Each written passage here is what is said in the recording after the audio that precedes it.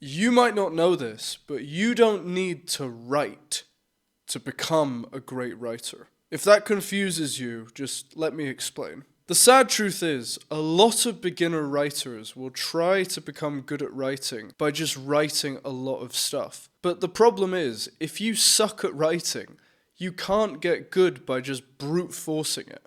It doesn't work like that. Instead, you should do what I'm going to reveal to you in this video. Don't worry, you don't have to do anything complicated. All you have to do are 3 very easy things. These 3 things are so simple, yet they're going to completely overhaul your ability to write. If that's something that interests you, let's dive in. But first, I need to tell you a story.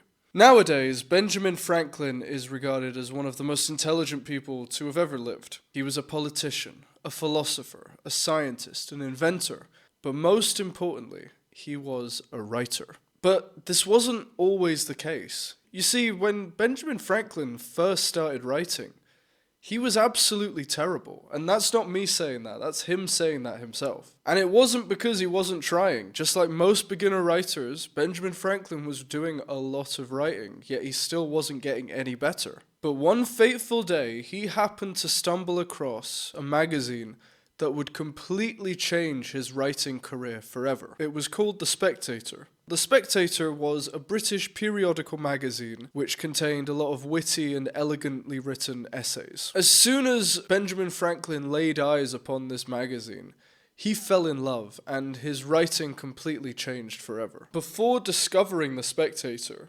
Franklin was an awful writer. After reading and reverse engineering the successful articles in The Spectator, Benjamin Franklin became world class. How did he do this? By rewriting his favorite essays. And he kept doing this until his writing finally began to improve. But this would never have happened if he'd never picked up that initial copy of The Spectator. It was that significant in his development. So that might seem obvious, right? Read good stuff and you'll be able to write good stuff. But this next tip is really counterintuitive. But in order for me to best explain it, I need to share a piece of advice that comes from famous British author Alan Moore. If you don't know who Alan Moore is, he's the guy who wrote V for Vendetta, Watchmen, and a bunch of other really famous graphic novels. What's interesting about Alan is that he didn't say that his writing improved by reading good stuff. He actually did the opposite. He would read terrible books. Why? Because if those people could get published with those really bad stories, he could get published with good ones. So if you want to improve your writing, don't just read Lord of the Rings and Shakespeare. Also read 50 Shades of Grey and books you consider to be awful. Although the content won't make you a better writer, it will give you the confidence to be able to create your own stuff. Now, this next tip is going to shock you. Why? Because it doesn't even involve reading anything at all. I've already told you that reading good stuff as well as bad stuff will make you a better writer. So what else could you possibly do? Well, for this next point, let's just look at Quentin Tarantino. Now, Quentin Tarantino may be considered a director or a filmmaker, but first and foremost, the man is a writer. In case you didn't know, he's written all of his movies as well as directed them. But do you know what he did before he ever sat down to write his first screenplay? He watched a lot of films. More films than most people will ever watch in their entire lifetimes. And he did all of that before ever directing his first film. He wasn't doing this to just pass the time or to be entertained. He was watching these movies to figure out how he could tell the perfect stories. If you want a different example from a different field, let's look at music. Do you know how Jimi Hendrix became such an amazing songwriter?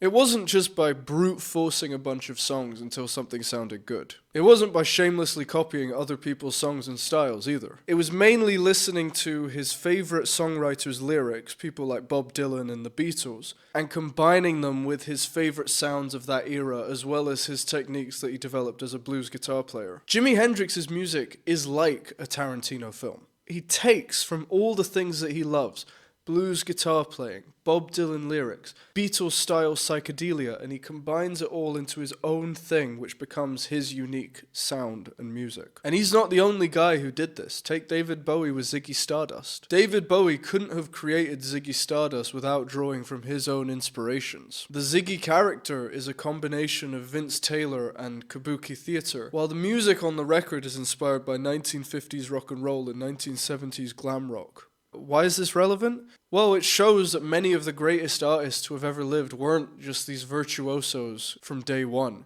They had to learn how to write amazing songs. They had to learn how to take all their favorite inspirations and make them their own. They didn't do this just by creating a lot of stuff. They needed to draw from their inspirations and create what was already working. Another great example of this in the world of music is when the Beatles heard Pet Sounds by the Beach Boys for the first time. When Paul McCartney first heard that album, he was absolutely blown away. He couldn't believe what he was hearing.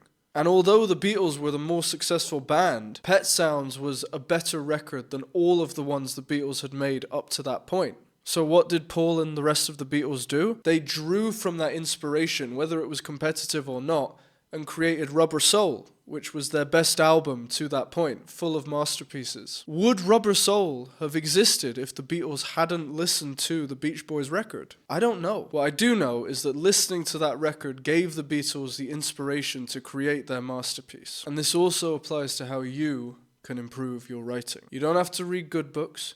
You don't have to read bad books.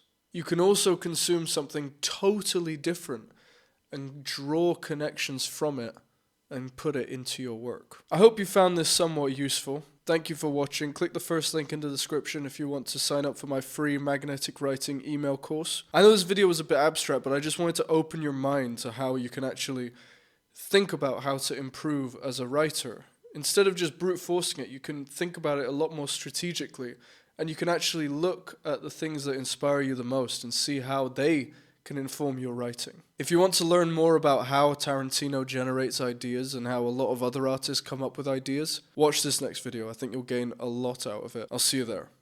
Bye.